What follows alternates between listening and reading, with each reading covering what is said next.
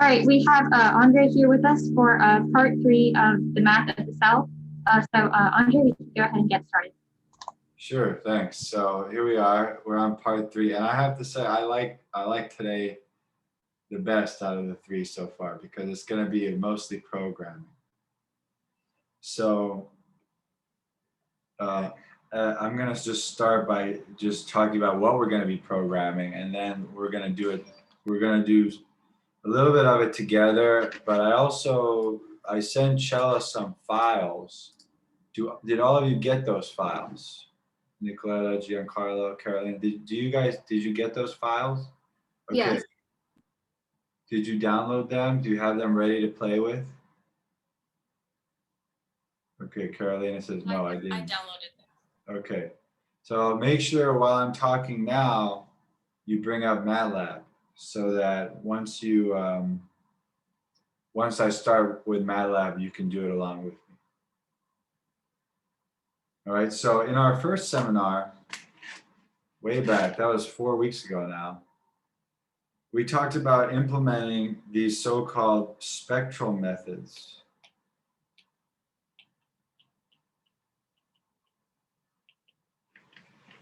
For periodic domains.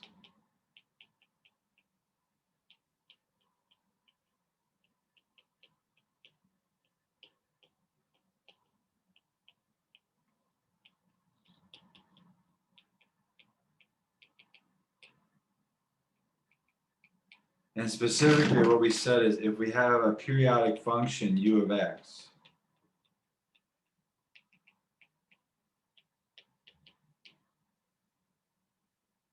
our goal for that first seminar, what our goal was is we wanted to find u prime by converting to the Fourier domain or the frequency domain, sines and cosines. So we represented u as a sum of these waves with coefficients u hat, where kn is, and then I was like freaking out because I couldn't remember if it was pi or 2 pi. This is n equals minus infinity to infinity. Do you remember that? Vaguely? Okay. So now what we're going to do is, and what we did was if we wanted to differentiate u, we saw that the derivative of u, what do I do now? What is the derivative? Somebody tell me. U hat n times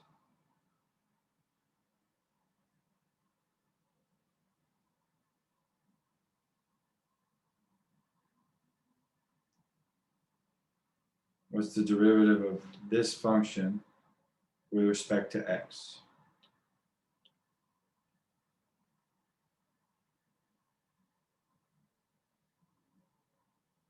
Giancarlo, what do I do? Isn't I kn to the e I kn? Yeah. Shout them out when you know. Yeah. Today I was teaching the 8th grade class online, and the last 2 times I taught it, the principal has joined, which has been fantastic because the kids, they participate so much more and they all have their cameras on. If the principal is not on there, I'm like talking to black screens and I'm like, can you please turn your camera on? Nothing. But when she's on, oh, they're a really good class. So yeah, please shout them out when you know. Okay, so look what happened here. All that happened is the coefficients got multiplied by IKN. So before we wrote down this simple MATLAB code where we had u hat was the FFT of u. Does anybody remember in terms of this equation, what does the FFT do? It takes something and gives you something else.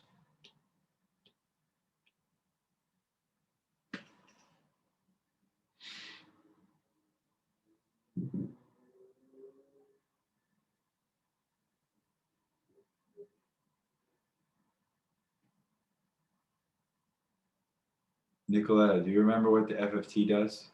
No. Chella, do you know? I don't actually. Okay, so the FFT, it's a mathematically friendly way or numerically friendly way to take values of u at grid points xj and give you Fourier coefficients u hat j. So the FFT will automatically give you these numbers from your u on the grid. So you have a grid, you evaluate u, the FFT gives you u hat n.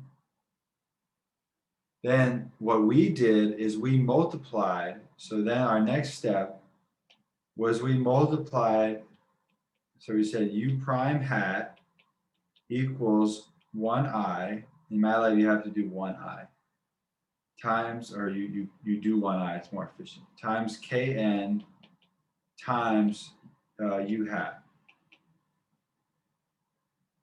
So what is this step doing? This is pretty simple, right? I mean, this one is not as complicated. What am I doing here?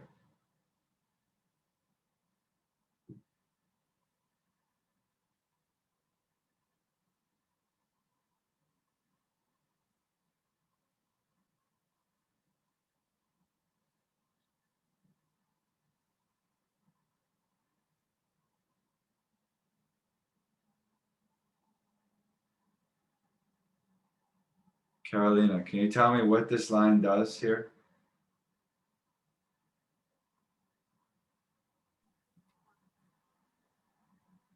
Specifically the I and the kn, because those are just constants. It's just multiplying the constants by the function. So That's right. Now what kn is when I write this, it's actually an array in MATLAB. So what I'm doing is I'm multiplying each of the wave numbers by the constant, or each of the coefficients by the corresponding wave number, right? Just like here.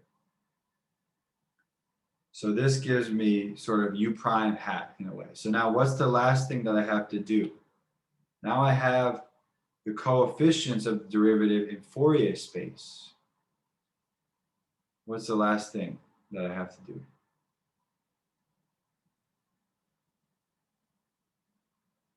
So I have these coefficients, sort of like u hat prime, but I want the derivative on the grid.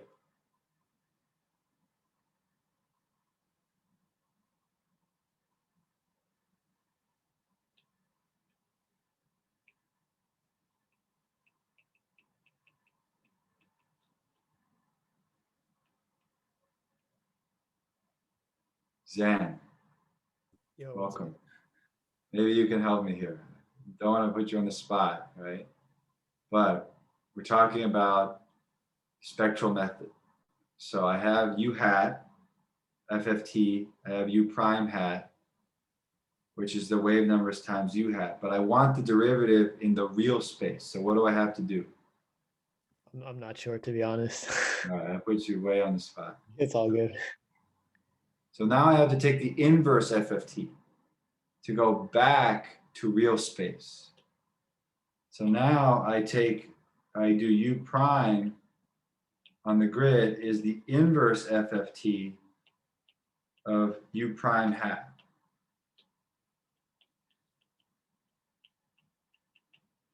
And this takes me from u hat j prime to the values of the derivative at the grid points.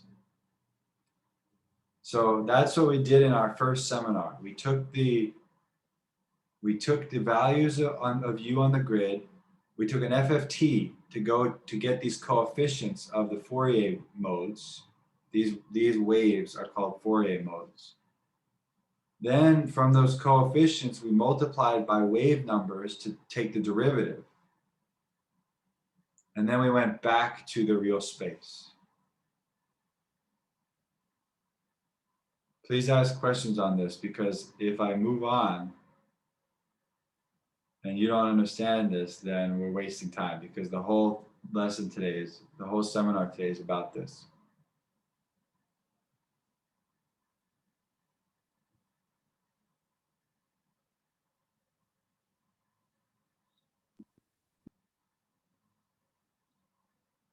So we're using IFFT to convert from which domain? Right, IFFT stands for inverse FFT. Yeah.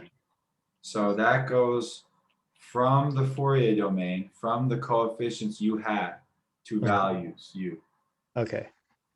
And FFT goes from values to coefficients. Okay. That makes sense. FFT stands for fast Fourier transform. It's just a numerical method that implements the Fourier, what's called the discrete Fourier transform. So maybe some of you, have any of you seen the Fourier transform before?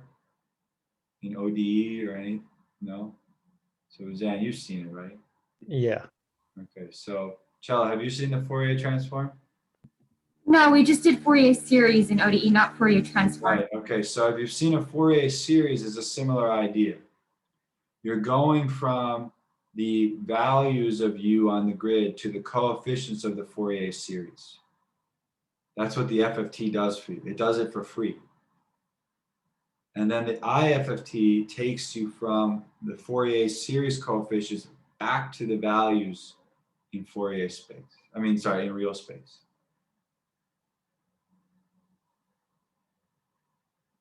All right, I'm gonna go on, but I'm telling you, if you don't ask me questions now, you'll be lost. If you think you got it, good. If you don't got it, ask me questions, because otherwise you'll be lost for the rest of today.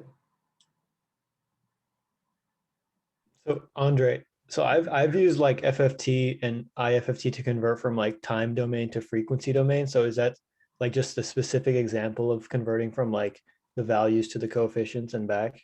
That's right. So the time domain and the frequency domain, that's a similar thing. What you have, right, FFTs are used to look at signals. So for example, you have some signal that you assume is periodic on some time, and you convert it from the real space signal to the frequency space signal. And the reason why that's helpful for you, and by the way, frequency space is just talking about these wave numbers. So these are waves. E to the I, k, n, x are waves, and kn is how fast the wave is modulating. So the Fourier series is used to filter out, for example, high frequency noise. So like if I give you a signal that looks like this, and then I add some noise to it so that it looks like this.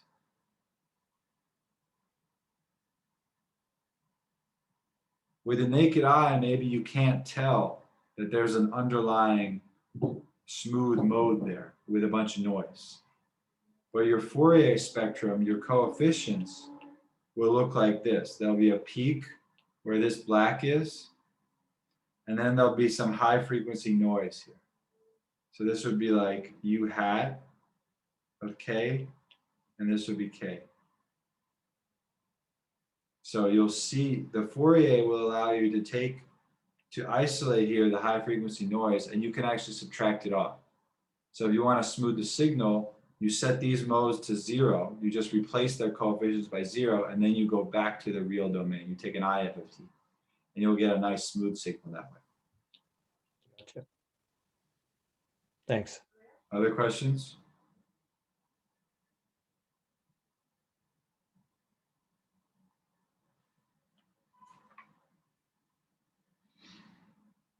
All right. Today, we're going to talk about how to use this to solve 2D equations. So we're going to start with the 2D, what we call the Poisson equation.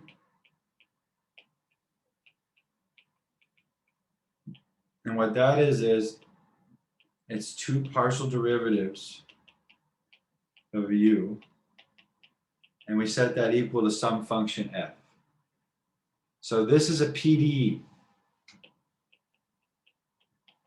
F is your input, and you're trying to find u.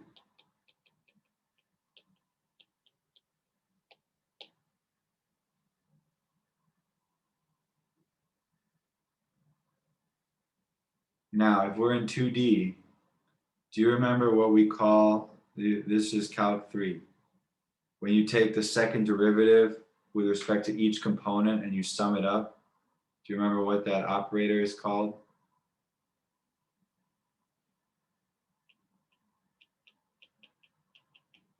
A del? Yeah, good. It's the Laplacian.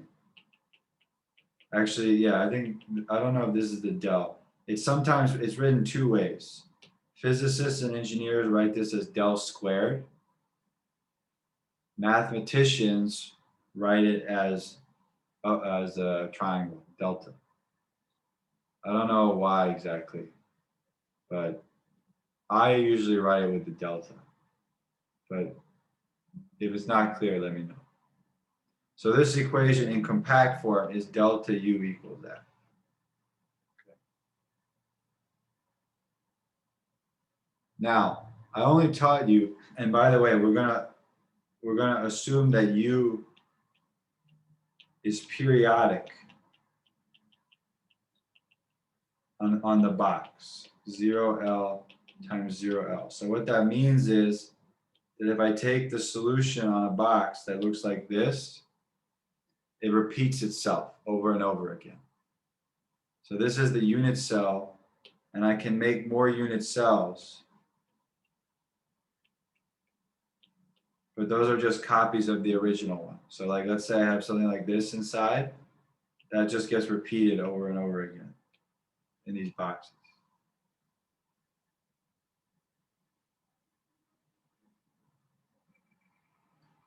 Now, I only taught you one trick for periodic functions numerically.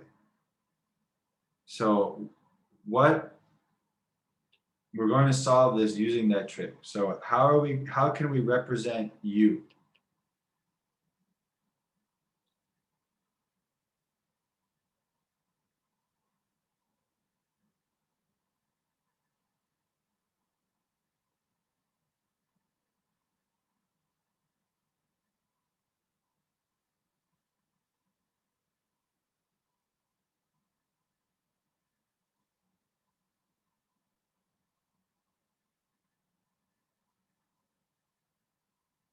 So when we were in 1D, how did we represent periodic functions, Giancarlo?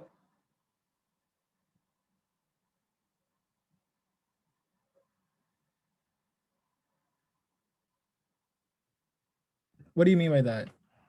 So when we were in 1D and we had a periodic function, we wrote U. How? How did we write U to solve that allowed us to solve problems and take derivatives easily? It's in the green here. Oh. Exponential? Right. It's a sum of waves, of Fourier waves. So now I'm going to do the same thing in 2D. I'm going to do a 2D Fourier series for U. So I have a sum over M, that's going to be the X direction, and N is going to be the Y direction. And now there's going to be a coefficient for those modes that I'm going to call U hat MN. So that's a coefficient for each mode. And then I have my X waves and my Y waves. And here Km is 2 pi M over L and Kn is 2 pi N over L. Oh, I should have put Y here, sorry. X waves and Y waves. So these are waves in X, these are waves in Y, and these are coefficients.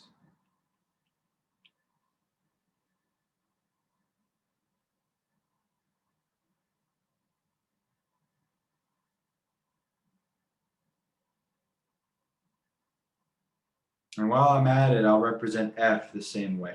So the sum from M and F hat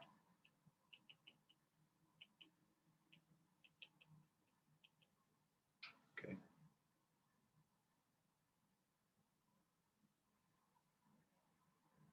So what I'm doing is I'm taking functions and I'm writing them as sums of Fourier waves. Is that clear?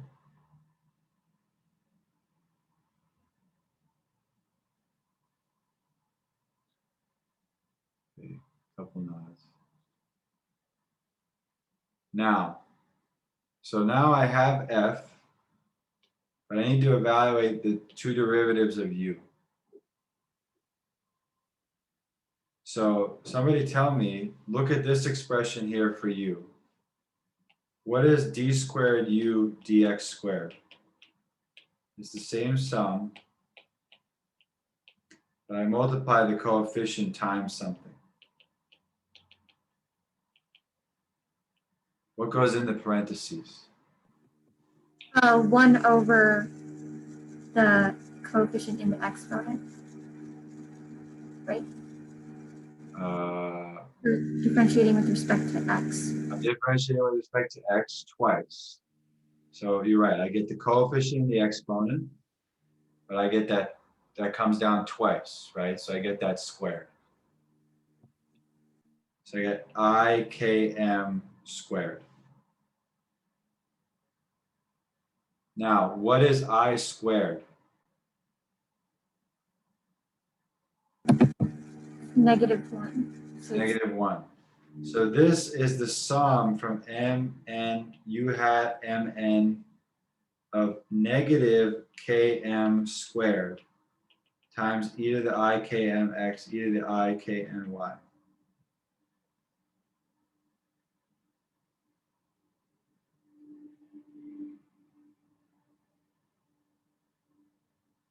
So now, and analogously, what is d squared u dy squared?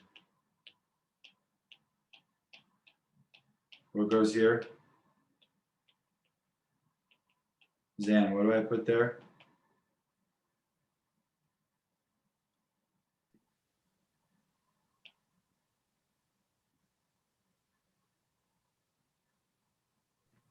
Wouldn't it be kn or negative kn squared? Yes, it would be negative kn squared.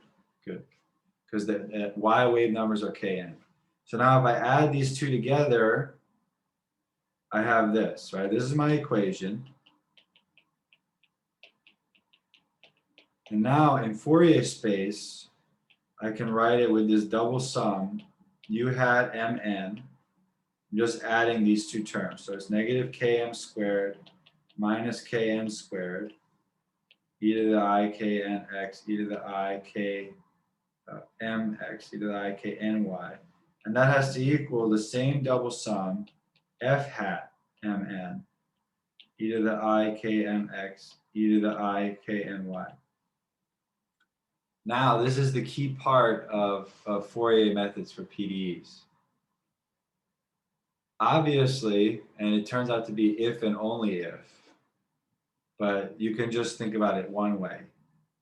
These two are going to be equal if this green equals the orange.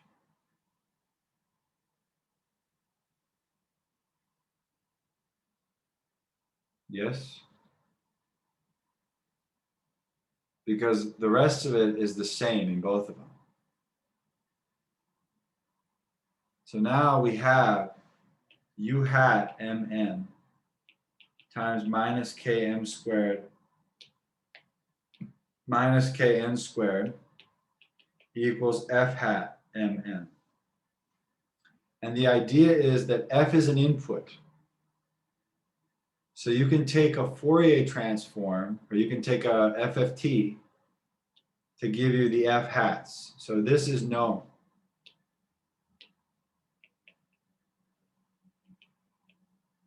So now this is just an algebraic equation.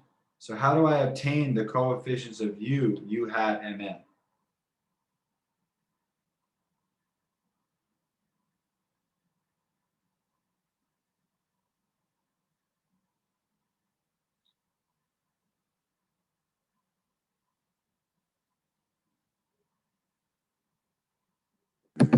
isn't it that thing that you were telling us, the FTT? Right, so the FFT is going to give you from f, that's going to give you f hat. So that's going to take you from values to coefficients, the fast Fourier transform. But now you're sitting here and you have the coefficients of f. They're known. You want to get the coefficients of u. You know that this equation is true because it's because of the PDE. The PDE tells you this equation. And you know what these wave numbers are. So how do you get the coefficients? What do you do? Are there any derivatives here? In this equation, the one with a star next to it now? Carolina says no. Okay, Carolina, so this is an algebraic equation. So how do I obtain u hat mn? You just divide or Yes, move the, yeah, you just divide. I just divide. Now, does anybody see a problem with this? No. Yeah, What? is when km squared is equal to negative kn squared. Well, that can't Okay. ever happen because Unless they're there's real zero. numbers. But if they're both zero, that's a problem. Now, obviously, right, zero is a term in this series. It's not obvious, but where if these are defined in terms of integers, m and n, if m is 0 and n is 0, you get both wave numbers being 0. But there's actually a physical reason for this. Take a look at the equation. Is u actually well defined? Let's say I give you u, okay? I give you u, a solution. And then I add a constant to it. Is that still a solution to the equation?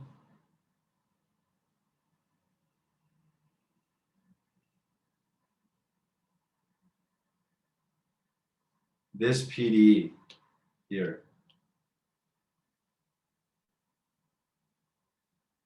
What happens if I plug a constant in for u? What do I get on the left side?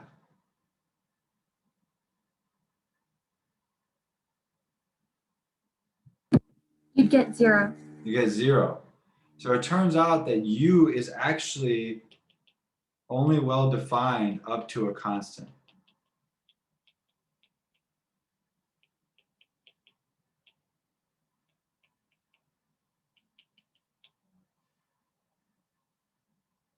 And how you set that constant is how you treat u hat of 0, 0. So because u is only well defined up to a constant, you have the freedom to choose the value of the 0 mode. You have the freedom to choose this u hat 0, 0. That gives you that special constant. And I always set it to 0.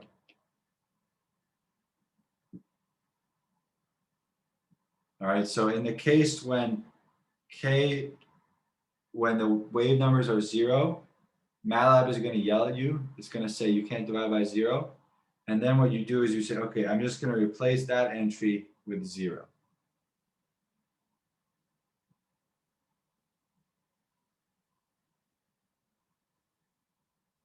Okay, questions?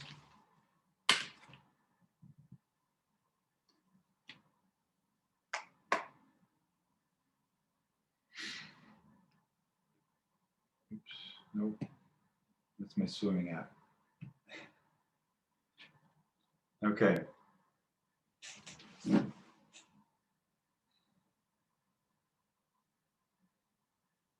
Any questions? All right, so now what we're going to do is we're actually going to implement it in MATLAB. So open up your open up that file I sent you, Poisson spectral student. Give me the thumbs up when you have it open.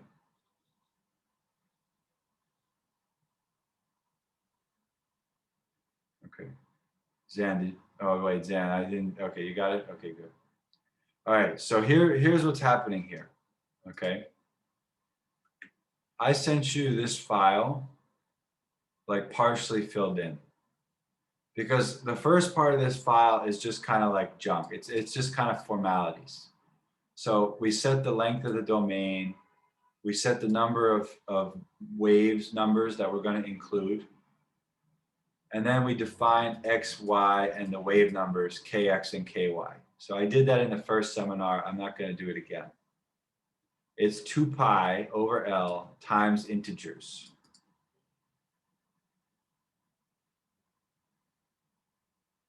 Then what I do is, it's easier in MATLAB to make these mesh grids.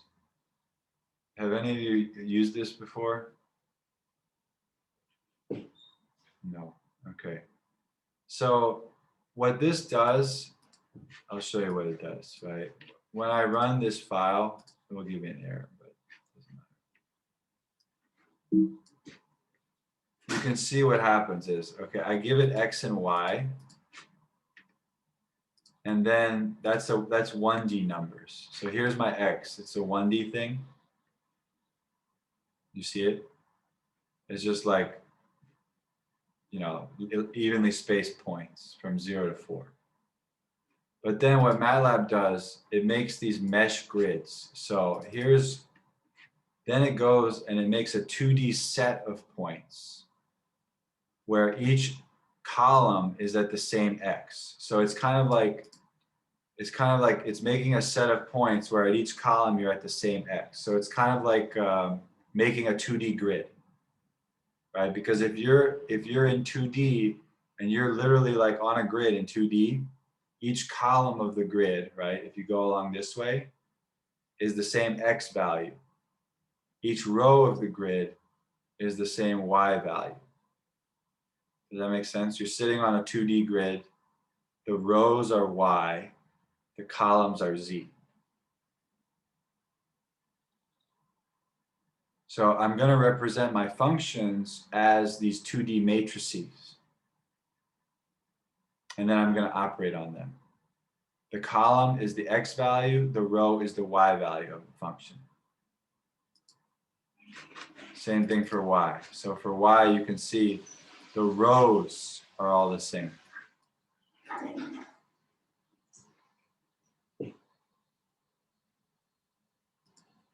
All right, so now what I do is I define my mesh grid of x and y and wave numbers. And then I define something I call k squared, which is just the sum of kx squared and ky squared. So in the notes, I should call these what they are in the notes. So in the notes, this is km and this is km and this is kn in the notes.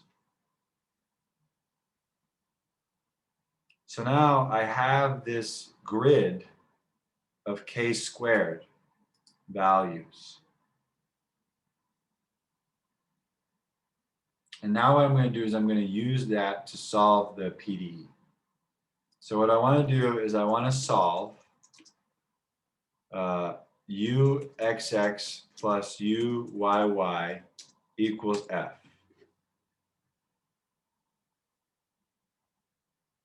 And the way that I'm going to check that my code is correct is I'm going to give it a solution that I know. So I'm going to give it a solution that I call utrue. So we can actually look at what the solution looks like. If my computer cooperates. Okay, here it is. So that's the solution that I gave it. It looks like that. And then I do some calculus and I figure out if I plug that true solution in for u, what is the resulting f force that I get?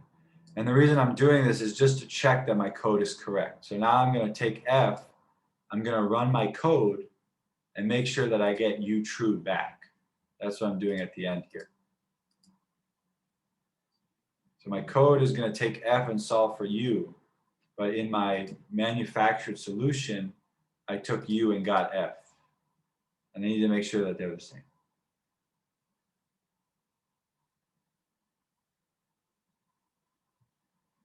Okay, so what's the first thing that we do?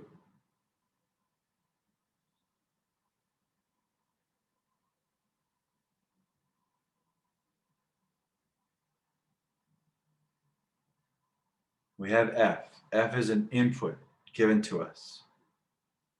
We know how to solve these equations on the Fourier coefficients. So how should we get from the f we know to equations in Fourier coefficients? What do we do?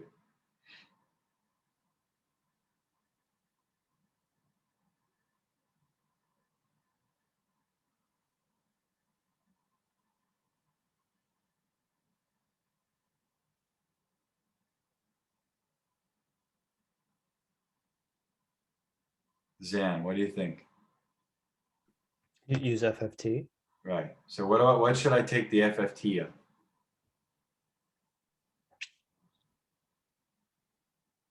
of? F. Good. Okay, so I'm going to take the FFT of f and I'm going to call that f hat. Sound good? Now, make sure in 2D you have to use FFT2. You can't just use regular FFT. You have to use 2 for 2D. So now I have my Fourier, I have the f hats. I know how to get u hat from f hat. How do I do that? We have that in the notes. That algebraic expression. That's right. So you take f hat and you divide by negative km squared minus kn squared. Remember that? Okay, I called that k squared, so I'm just going to put k squared in here.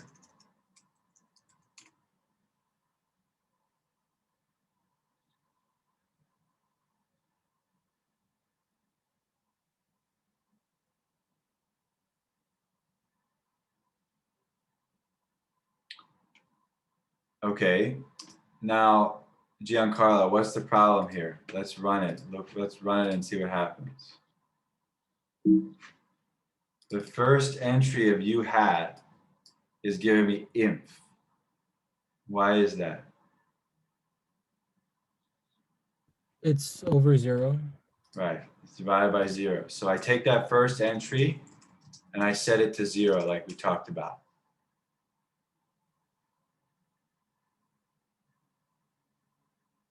By the way, my whole, I feel like, I want to say 20% of my people, I just had a paper about solving this exact equation, but in a special geometry, where you have periodic in these directions, but up and down, it's not periodic anymore. There's actually jumps. There's different materials. So there's like water, glass, water. So we made a method to do that problem. I would say 30% of that project was worrying about k equals 0, the 0 wave number, not dividing by it. What do you set this value to? It is a huge pain in the what. But fortunately here, it's not a pain. But in life, I'm telling you, everybody's like, oh, the 0 wave number, no problem. It's a huge pain. So now I have coefficients of u. So what do I do?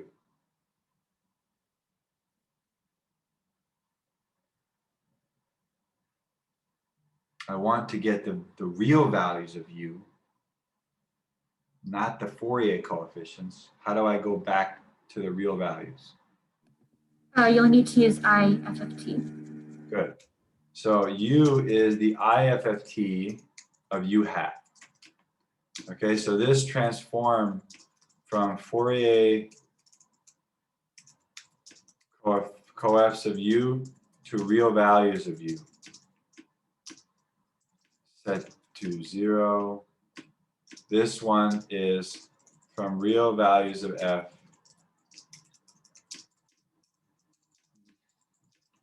to Fourier values of f. And then what I'm doing here is I'm solving algebraic equations in Fourier space, in the Fourier domain. All right, let's run this guy. So the last thing I printed out is I printed out the error. So here's u, right? That's what my code gave. And here's u true. Can you see me clicking back and forth? Or is it like laggy? What you see is that the numbers are all the same. I mean, there's some like numerical junk up in here, like 10 to the minus 16, but that's just junk. So the error you get is 10 to the minus 16, which is a really small number. So that means you did it right. Your code worked.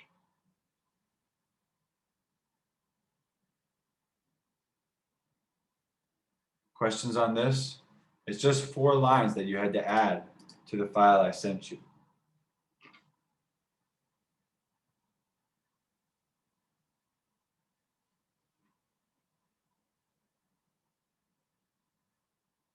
I realize I'm in the dark. Sorry about that.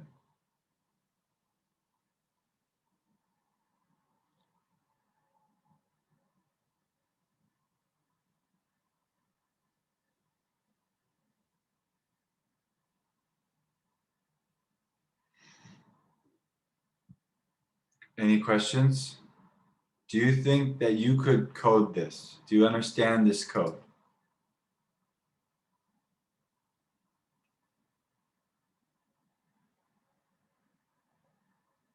Sort of. Okay, Carolina says sort of.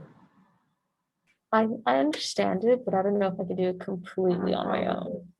Right. Well, oh, I just left the meeting by accident. Fortunately, oops, hang on. Fortunately, you don't have to do it completely on your own for a long time. You're going to have help from me.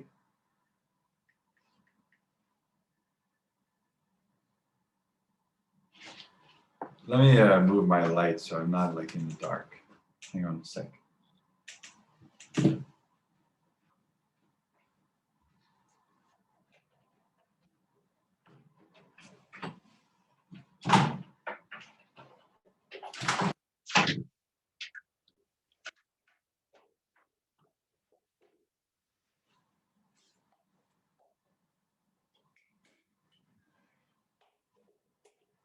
Okay, much better. All right, so now what we're going to do is we're going to figure out how to apply what we just did to Stokes' equation, to the equations that we talked about last time.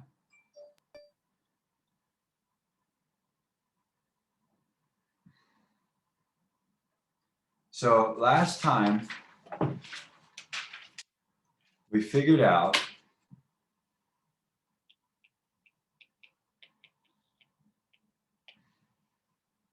we said that the equations of fluid motion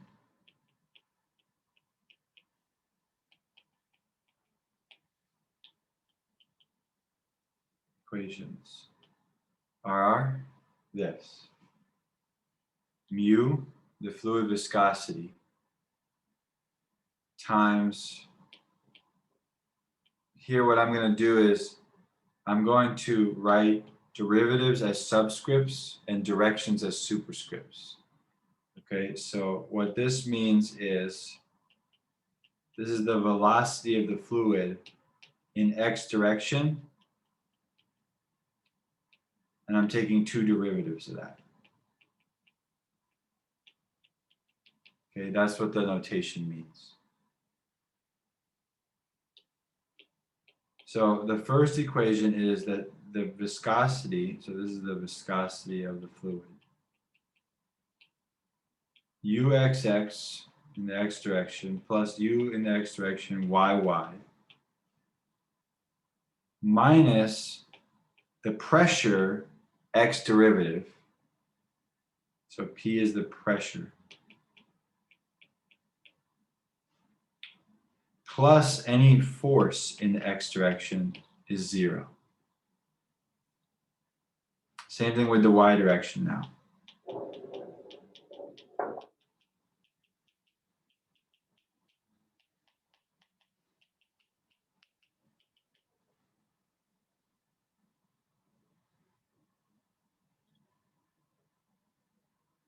So you can see that there's a pattern here. And I can write this as vectors. So I'm going to write it as the viscosity vector times the Laplacian of the u vector minus the gradient of the pressure plus the force equals 0. Okay, so that's the vector equation. But I wanted you to write out all the terms just so you were clear. So these two are the same as this one. Okay. And then the second equation we talked about is incompressibility. So that's delta dot u equals 0. So that's u in the x direction, x derivative, plus u in the y direction, y derivative is 0.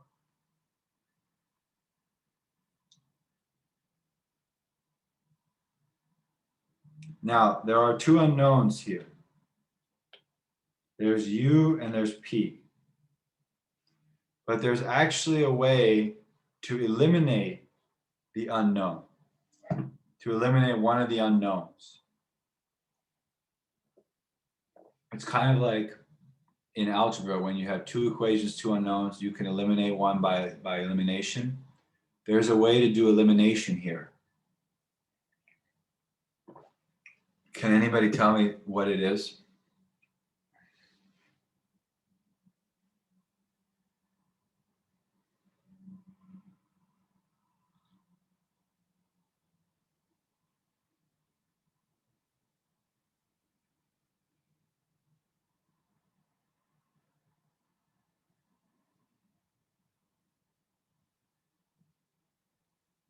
Giancarlo, give it a shot. What do you think?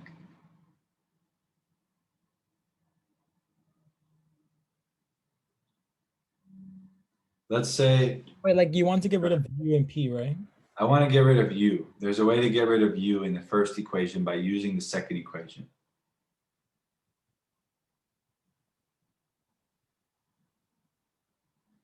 So think about, what if it just said here, what if it said, instead of gradient, what if it said u is equal to 0? Then you would just substitute in, right? You would say, okay, if u was 0, then I just take out u from the first one and I have an equation for pressure and force. Right? But here we have that the divergence of u, delta dot u, is 0. So what I do is I take the divergence of the first equation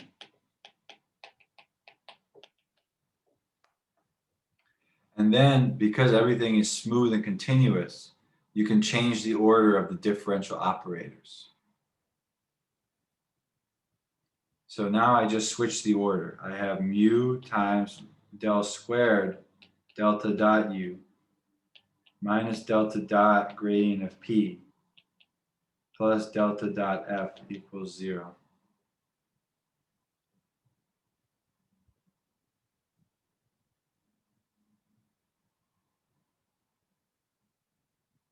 Now what's delta dot u?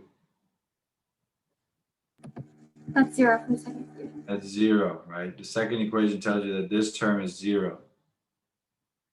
So now what you have is delta dot delta is delta squared. So minus del squared p equals minus delta dot f.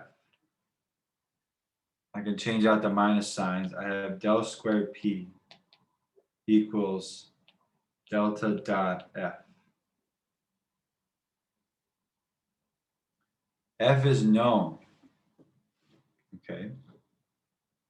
I'll write this, by the way, in components. Pressure is a scalar, by the way. It's not a vector. So it's pxx plus pyy equals fx plus fy. That's what divergence is. You take the derivatives and you add them up. Oh, sorry. This is the x component of the force, the y component of the force in the y direction. So here f is a vector. I should be more clear about what's a vector. Sorry. F is a vector.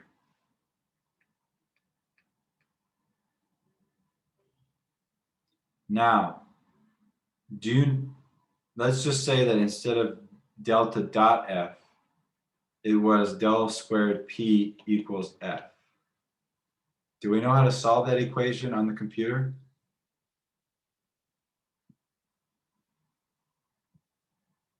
What equation did we just solve, Giancarlo?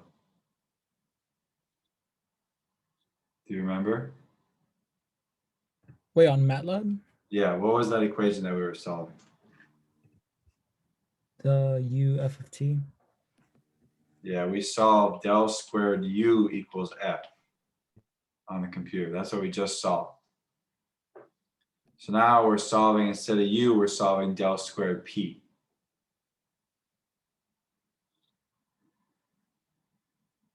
But it's the same code. The difference is that instead of f, you have delta dot f.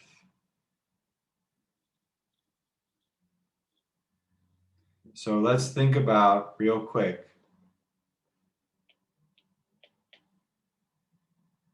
Remember, we represent f in terms of Fourier modes. So each direction, here's the x direction, and here's the y direction. F hat mn e to the I k n x e to the I f hat x.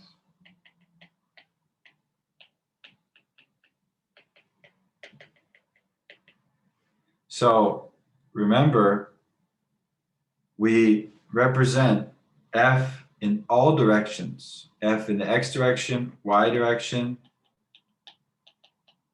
in terms of these exponentials, these waves, these periodic waves. So now what I have on my right side here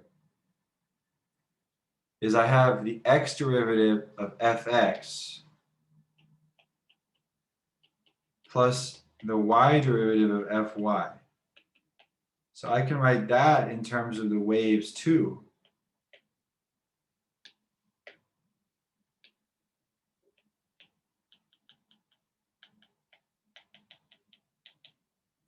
So now what goes in the parentheses?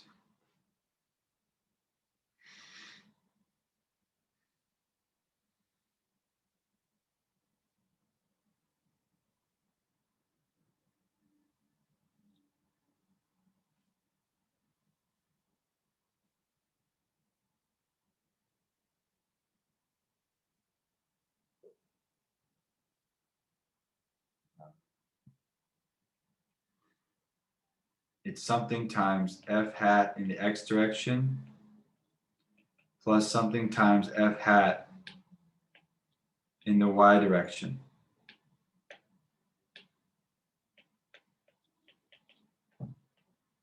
What is it? What goes here and here? Zan, do you know? Is it km and kn?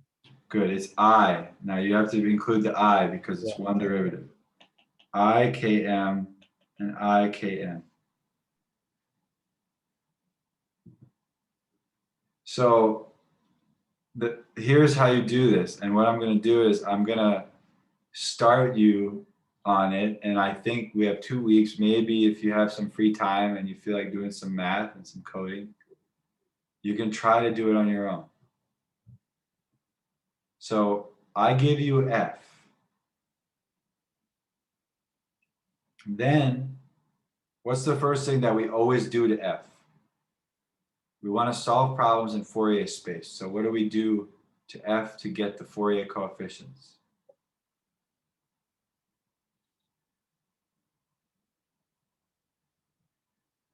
F of t. F of t. We take f, we take the f of t. The f of t gives us this, oops. The f of t gives us this term and this term. Then we multiply ourselves by ikm and ikn to get this term.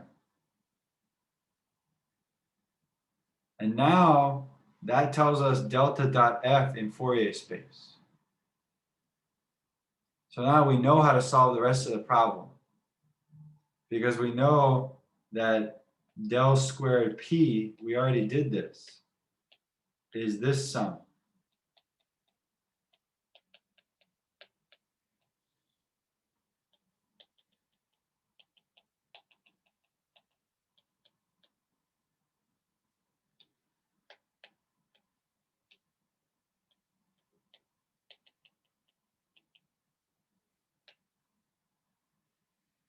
We know that. So now we can solve for those p hats, mn, in exactly the same way as we did in the prior example.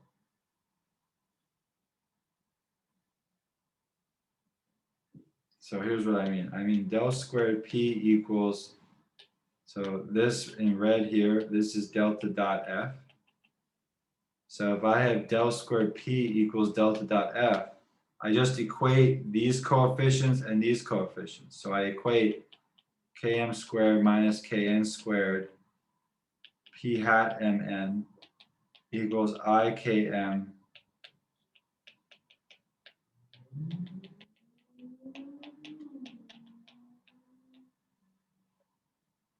and now this is an algebraic equation. So how do I get p hat mn? What do I do?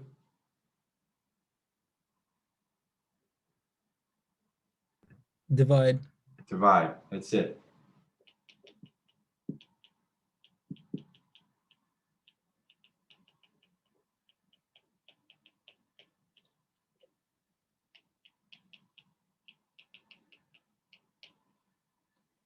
And if I wanted the pressure in real space, if I wanted to know the real values from the coefficients, what do I do?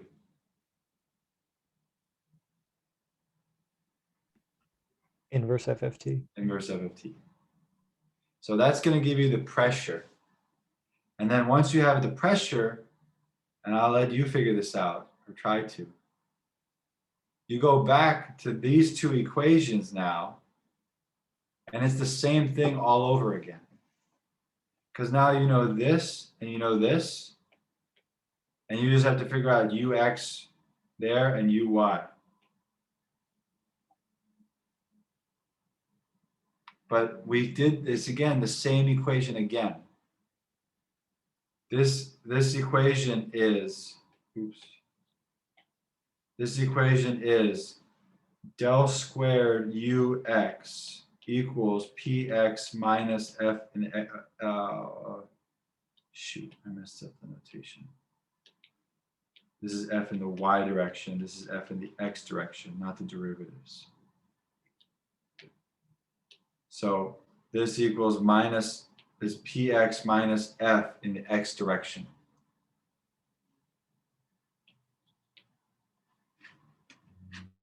All right, so I want to stop because this is enough for today, but I want to show you what I did for you. So here's what I did.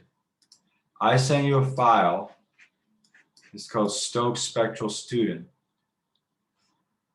That is a start on this. So here's what it is. First, I give you just the initialization stuff. I give you the length, the number of points, and I use an odd number of points. I don't want to get into why. Just use an odd number of points for this because it avoids technical issues. And then you define the wave numbers here and here for x and y, and I make those mesh grids again that we talked about. Now, I came up with a solution for you. So this is the truth. U true x, U true y. This is the true value of the pressure. And this is the inputs, the forces, Fx and Fy.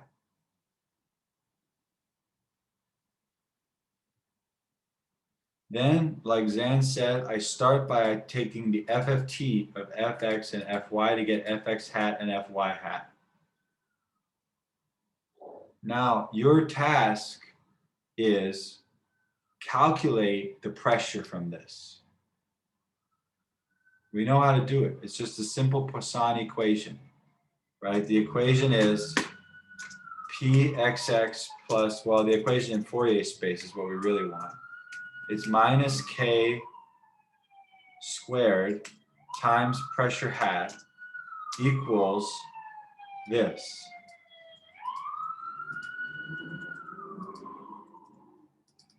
That's the equation that you have to solve for the pressure. And it's an algebraic equation. So you can do that. You just divide both sides by negative k squared and you get pressure. Once you have pressure, you go from that to velocity. Just by back solving. That's this one. So I told you here this equation in Fourier space, let's just do the x component. It's minus k squared times u in the x direction equals minus f in the x direction plus p differentiated. So plus p in the x direction. I'm mixing and matching here. So p differentiated with respect to x is I times kx times p. So that's the equation that you have to solve for the x velocity, and then the same for the y velocity.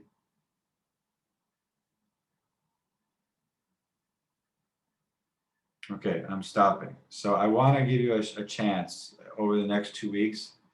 Try to work it out and email me if you have questions. I mean, you have 2 weeks. So, and you have this recording you can watch. It probably will take a couple hours maybe to figure it out, 1 or 2 hours. You don't even have to really understand the theory. You just have to kind of copy what we did before. And if you want to try it now and ask me questions, I'm happy to hang out and answer them. Any questions?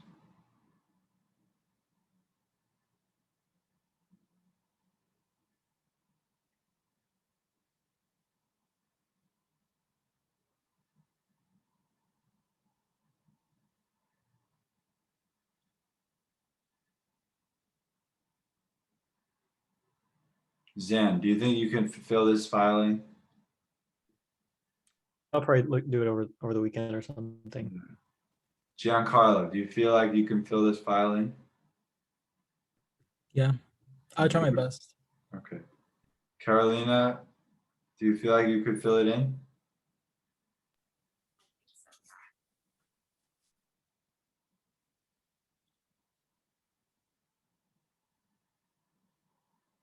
I didn't hear you. You're on mute. And I don't know if your mouth is moving because you're your mask. I said I think so, yeah. You think so? Okay, good. What about, sorry, I don't remember your name. Hang on.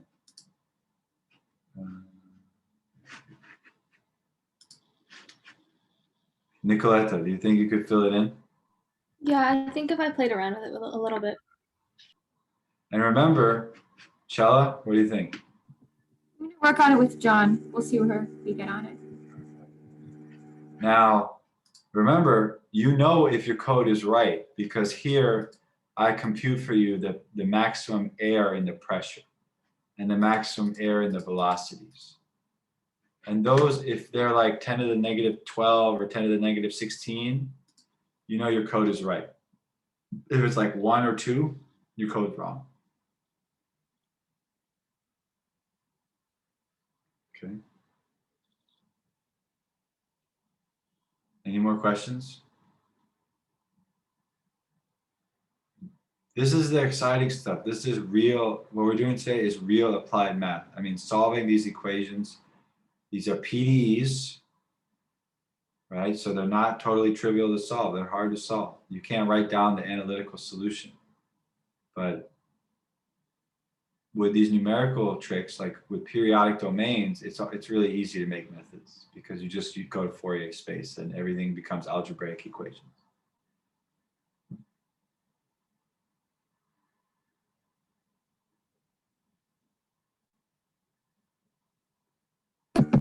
All right, before I stop the recording, I'm just going to make an announcement about the next session. It's going to be in 2 weeks from now on March 31st, again at 6 p.m. Eastern time. So see all of you guys back then, and you can stay on the line if you have any questions for on.